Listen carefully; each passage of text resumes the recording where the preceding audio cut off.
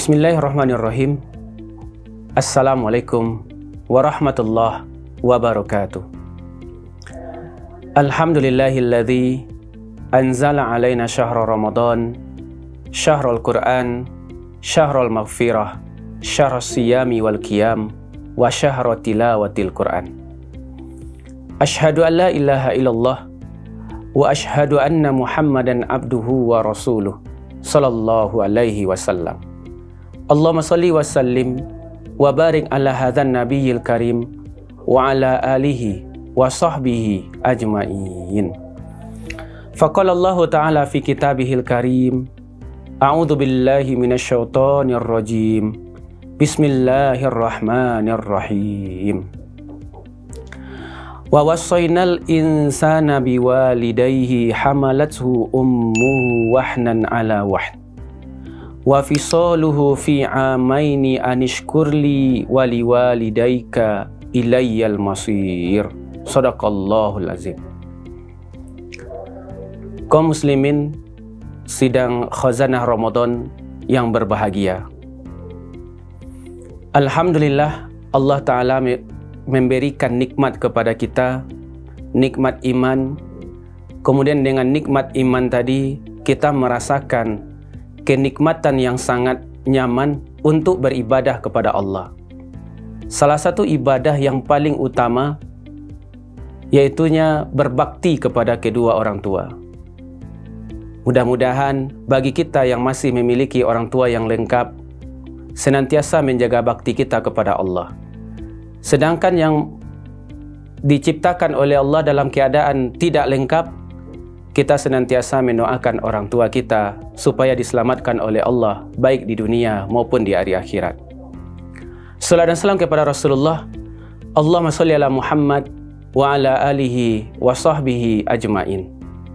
Sama-sama kita ketahui Rasulullah yang mulia dilahirkan oleh Allah di saat beliau yatim. Ibunya ada, namun kebersamaan bersama ibunya tidak begitu lama. Ketika beliau bersama ibunya tersebut dalam waktu yang singkat, beliau memanfaatkan momen bersama ibunya dan senantiasa ibunya menjaga Nabi Muhammad SAW dan mengajaknya ke kuburan ayahnya di Abwa. Ini sebagai bentuk supaya Nabi Muhammad mengenal ayahnya yang telah tiada. Pemirsa khazanah Ramadan yang berbahagia, pada kesempatan kali ini kita akan membahas tentang birrul walidain, berbakti kepada kedua orang tua. Yang melahirkan kita adalah orang tua. Dan sama-sama kita ketahui sebelum masa kelahiran diawali dengan masa mengandung yang sangat berat. Kemudian masa menyusui dan masa menyapih. Kemudian kenapa kita mesti berbakti kepada kedua orang tua? Yang pertama, amalan yang paling terbaik adalah berbakti kepada kedua orang tua. Di dalam hadis, seseorang sahabat bertanya kepada Rasulullah, "Ayu amalin afdol ya Rasulullah?" Apa amalan yang paling afdol ya Rasulullah? Rasulullah menjawab, "As-salatu fi awwali waktiha." As-salah, salat fi awwali, di awal waktiha, awal waktunya. Summa ayyi ya Rasulullah? Sahabat kembali bertanya, kemudian apa ya Rasulullah? Rasulullah menjawab, birrul walidain, berbakti kepada kedua orang tua. Dari hadis ini dapat kita ambil kesimpulan, amalan yang terbaik setelah solat wajib 5 kali sehari semalam yang kita lakukan dalam keadaan tepat pada waktunya adalah berbakti kepada kedua orang tua. Di sini kita melihat hablum minallah dan hablum minannas. Hablum minallah dengan cara solat, hablum minannas dengan cara menjaga orang yang ada di rumah kita terlebih dahulu, yaitunya orang tua. Dahulukan orang tua sebelum kita mendahulukan orang-orang lain, teman kita, rekan kerja, dan lain sebagainya. Karena hadis ini menitik fokuskan supaya menjaga hablum minannas, yang paling utama itu adalah kedua orang tua. Ini hikmah daripada birrul walidain yang pertama.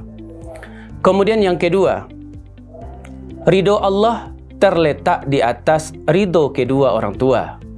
Ridho Allah fi ridho walidain. Ridho Allah itu memang terletak di atas keridhoan orang tua. Wa sakhatullah fi sakhatil walidain. Dan murkanya Allah terletak juga di atas murkanya kedua orang tua. Berbakti kepada kedua orang tua membuat Allah ridho kepada kita. Dan keridhoan itu sesuatu yang akan kita tuntut dan kita minta di hari akhirat kelak, supaya kita dimudahkan masuk ke dalam surganya Allah dengan ridho dan rahmatnya Allah. Supaya dapat ridho tersebut, berbaktilah kepada kedua orang tua dan senantiasalah kita meredam amarah Allah dengan cara meredam amarah kedua orang tua. Pemirsa Khazanah Ramadan yang berbahagia, ini yang kedua, hikmah daripada berbakti kepada kedua orang tua.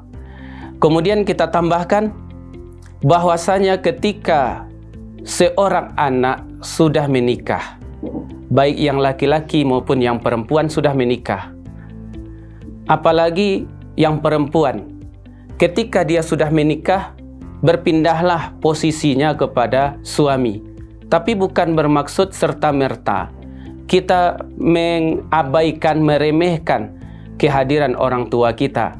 Senantiasa kita taat kepada suami tanpa ada rasa melecehkan atau membuat sedih hati orang tua. Ketika kita membuat sedih hati orang tua, kita lihat saja bagaimana keadaannya Alqamah ketika dia membuat sedih hati orang tuanya. Bagaimana akhir kehidupannya? Akhir kehidupannya di saat sakaratul maut dalam keadaan yang susah. Na'udzubillah min zalik. Ini yang kedua. Kemudian kita masuk yang ketiga. Apa hikmah daripada birrul walidain yang mesti kita jaga? Birrul walidain itu salah satu jalan bagi kita untuk masuk ke dalam surga. Jalan yang memudah kita masuk ke dalam surga itu adalah dengan cara berbakti kepada kedua orang tua.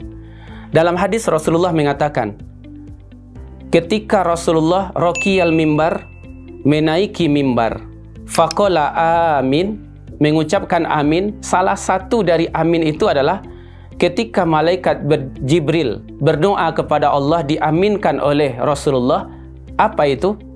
Rogima anfu abdin adroka abawaihi au ahadahima lam yudkhilhul jannah. Celakalah bagi seseorang yang mendapati kedua orang tuanya masih hidup atau salah satu dari keduanya masih hidup, namun kehadiran orang tuanya bukan jalan kepada surga, namun jalan ke dalam neraka. Doa ini diaminkan oleh Rasulullah. Amin. Jangan sampai kita tidak bisa menjaga bakti kepada kedua orang tua. Jagalah hati orang tua sebaik-baiknya. Jagalah sikap dan perbuatan kita kepada kedua orang tua, karena doa malaikat Jibril ini diaminkan oleh Rasulullah di saat Rasulullah menaiki mimbar tersebut. Ini derajat orang tua yang mesti kita jaga setelah solat wajib tersebut, dan salah satu jalan yang memudahkan kita masuk ke dalam surganya Allah, yang mana surga itu adalah harapan, keinginan, cita-cita seorang muslim, yang mana setiap muslim, setiap mukmin ingin masuk ke dalam surganya Allah. Salah satu jalan surga itu adalah berbakti kepada kedua orang tua.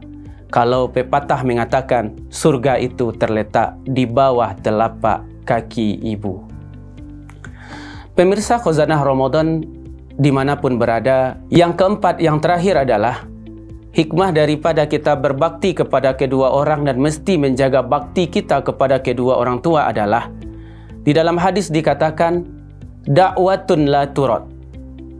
Ada doa yang tidak tertolak. Doa yang tidak tertolak. Yang jelas doa orang yang dizolimi tidak tertolak.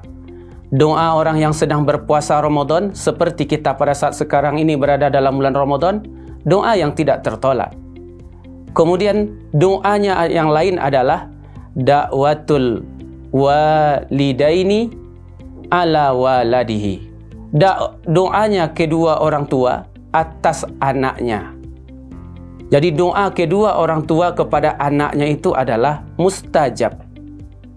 Berbahagialah kita di saat kita masih memiliki lengkap ayah dan ibu. Minta restu kepada keduanya, minta doa kepada keduanya, supaya kehidupan kita di dunia ini lancar dengan harta yang kita miliki. Kemudian kehidupan kita di akhirat lancar juga dengan amalan yang sudah kita persiapkan. Tentunya dengan doa daripada kedua orang tua. Sedangkan bagi kita yang tidak memiliki orang tua lagi, bagaimana? Bagi yang tidak memiliki orang tua lagi, senantiasalah mendoakan orang tua kita, senantiasalah menziarahi kuburnya, dan senantiasalah kita membayar hutang-hutang daripada orang tua kita. Mana tahu ada utang uang, hutang puasa yang belum diselesaikan. Maka salah satu bakti kita kepada orang tua tersebut adalah membayar hutang-hutang mereka, baik yang sifatnya materi, uang, maupun yang bersifat kepada ibadah, seperti hutang puasa yang sama-sama kita ketahui ketika beliau sakit, kemudian beliau wafat.